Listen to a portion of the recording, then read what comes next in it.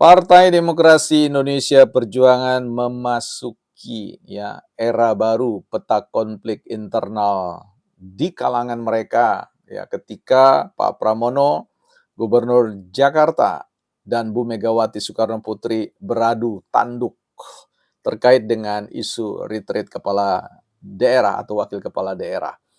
Nah, hal ini ditegaskan oleh Pak Andreas selaku wakil rakyat yang juga adalah salah seorang pentolan dari PDIP yang ketika ditanya oleh wartawan mengatakan bahwa no comment, no comment, no comment ya. Kalau bicara soal kehadiran kepala daerah yang menurut beliau ya masih belum ada ya instruksi, perubahan instruksi. Artinya masih tetap pada instruksi untuk tidak mengikuti terlebih dahulu atau menunda.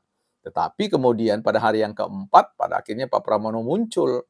Dan ini menyambungkan sebuah statement bahwa memang sepertinya Pak Pramono dan Bu Megawati sedang beradu tanduk ya. Kita akan membaca ya masa depan PDIP di dalam konteks peta konflik yang baru ini. Kita akan bicarakan di Bukan Partai Politik. Selamat datang teman-teman di channel Bukan Partai Politik, ya sebuah ruang publik, sekolahnya publik dan bukan sekolahnya partai. Ya, di sini tempat kita bersama-sama sekolah, ya, belajar untuk meninggikan kemampuan kita berargumentasi. Di sini tidak ada dosennya, juga tidak ada mahasiswanya. Yang ada adalah cuma rakyat yang mau belajar, ya. Kalaupun ada, maka kita adalah dosen sekaligus mahasiswa bagi diri kita sendiri. Setiap orang bisa berkomentar dan lihatlah perkembangan.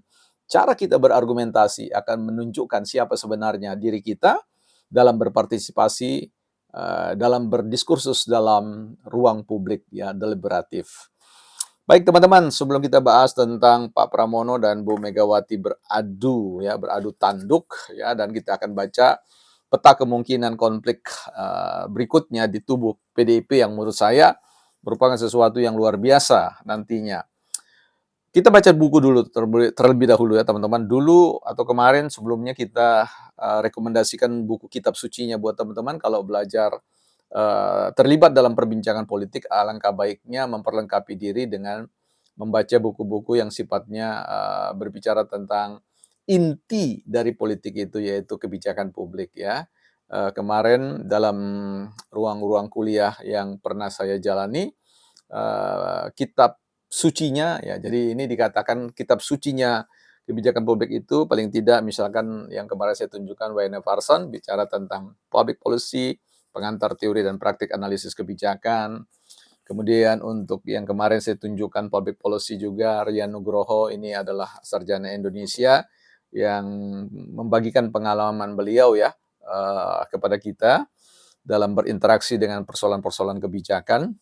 Kemudian ada satu buku yang dianggap oleh mahasiswa kebijakan itu adalah buku kitab sucinya, yaitu public policy analysis ya. Jadi analisis kebijakan publik sebagai sebuah pendahuluan. Mungkin menarik sekali kalau teman-teman baca itu, yang ditulis oleh William Dunn ya. Ini William Dunn, W.N. Farson itu adalah pentolan-pentolannya di kebijakan ya.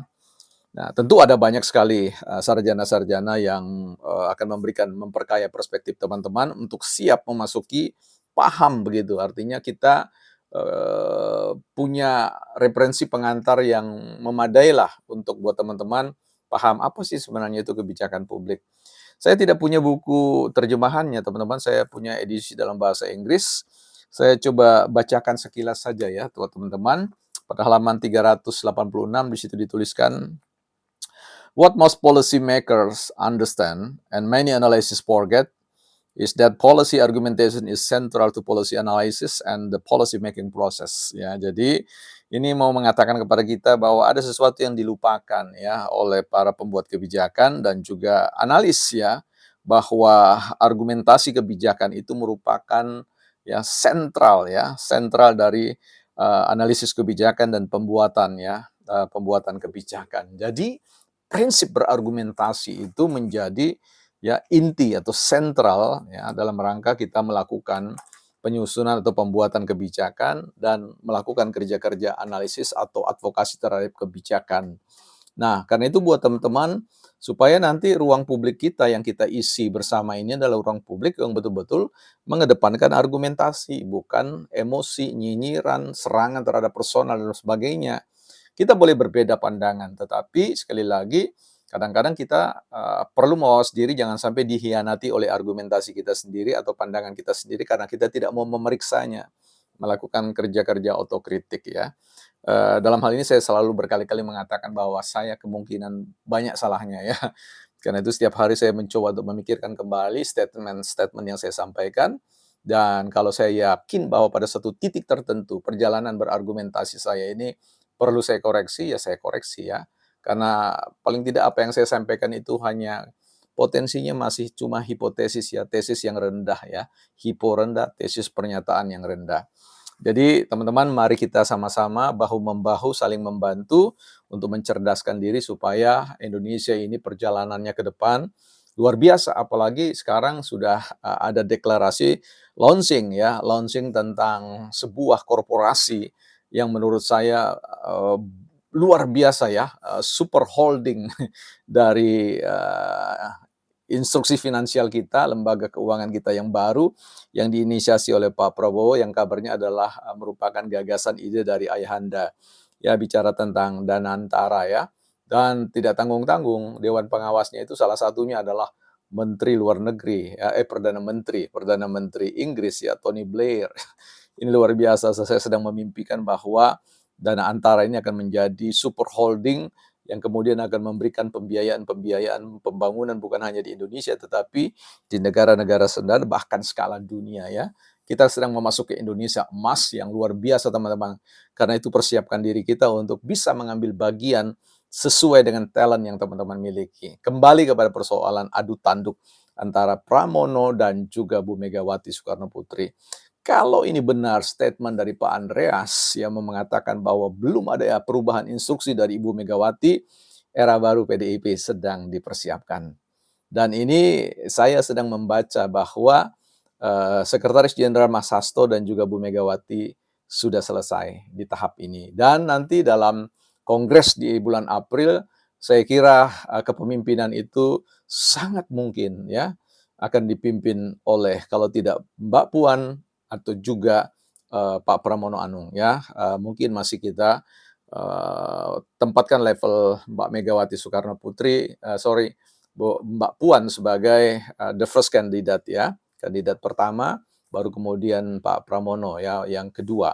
Atau kejutan baru nanti kemudian dalam rangka untuk rehabilitasi atau pemulihan tentang PDIP ini pada akhirnya sosok Pak Jokowi diminta dengan hormat untuk memimpin PDIP ya. Who knows ya, siapa tahu, siapa yang mau tahu, siapa yang pokoknya begitulah ya seperti itu. Nah, jadi ini yang menurut saya penting sekali ya, bahwa pada suatu saat para kader akan bersikap ya Pak Pak Jokowi ya dan juga Budiman Sujatmiko, Bang Ara dan yang lain-lain itu kan sudah punya sikap bagaimana terhadap dengan kepemimpinan Bu Megawati. Secara prinsip begini, bahwa ketika orang mengaku dirinya adalah seorang pemimpin tetapi tidak ada yang mengikuti sebenarnya kompetensi kepemimpinannya itu sudah selesai ya. Jadi tidak ada lagi orang yang mengikuti karena kepemimpinan itu akan dilihat dalam konteks kepatuhan. Nah, kita lihat bahwa ketika instruksi itu keluar kan, sebelum Pak Pramono hadir kan sudah ada kader-kader yang kemudian mengatakan, "Oh tidak, kami dipilih oleh rakyat ya, kami berkoalisi, kami menghormati suara rakyat, kami menghormati suara koalisi partai dan tidak bisa kemudian dipasung dengan itu seolah-olah bahwa PDIP adalah the main variable ya, variabel utama untuk menjadikan mereka sebagai kepala daerah ya, bahwa partai adalah salah satu saja ya SD1 ya. Jadi sesuatu yang sifatnya bukan penyebab utama dari kehadiran mereka sebagai kepala daerah. Ini perlu digarisbawahi ya buat teman-teman ya, untuk memahami bahwa dinamika pilkada. Karena ini beresiko besar gitu loh. Karena bagaimanapun juga ketika semua partai kader itu mengikuti instruksi ini, ya negara sedang terancam ya.